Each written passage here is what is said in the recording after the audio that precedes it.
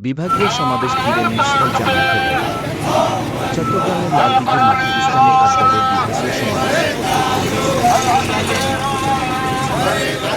বৃহস্পতিবার বিকাল 4:30টায় চট্টগ্রাম মহাসড়কের মিশ্রণ পৌর সদরে এ র্যালি বের করা হয়।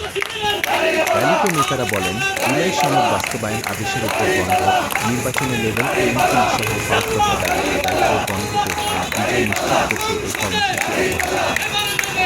র্যালির নেতৃত্ব দেন মিরসরাই পৌর আমির শিহাব উদ্দিন। নেতাকর্মীরা এতে অংশ নেন।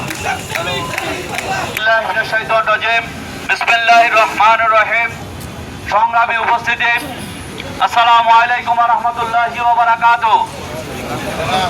আপনারা জানেন বাংলাদেশ জামায়াত ইসলামী দলের যে সমন্বয়, এই সমন্বয় আমরা একটি সুন্দর বাংলাদেশ দেখার জন্য আগামী দিন লালদিঘির মাঠে আমাদের যে জনসভা, এই জনসভায় আপনারা দলে দলে যোগদান করে জনসভাকে সাফল্যমণ্ডিত করে তুলবেন এবং আগামী নির্বাচনে যাতে করে এই জাতি নারীকল্যার পক্ষে রায় দিয়ে একটি সুন্দর সমাজ ব্যবস্থা গড়ে তোলে এবং মানুষকে সুখী সমৃদ্ধিশালী একটি মানুষ এবং দেশ যাতে করে আমরা করতে পারি, এই জন্য সকলকে উদাত্ত আহ্বান জানিয়ে আমি আমার বক্তব্য এখানে শেষ করছি। ওয়া মা আলাইনা ইল্লাল বালাগ। আসসালামু আলাইকুম ওয়া রাহমাতুল্লাহি।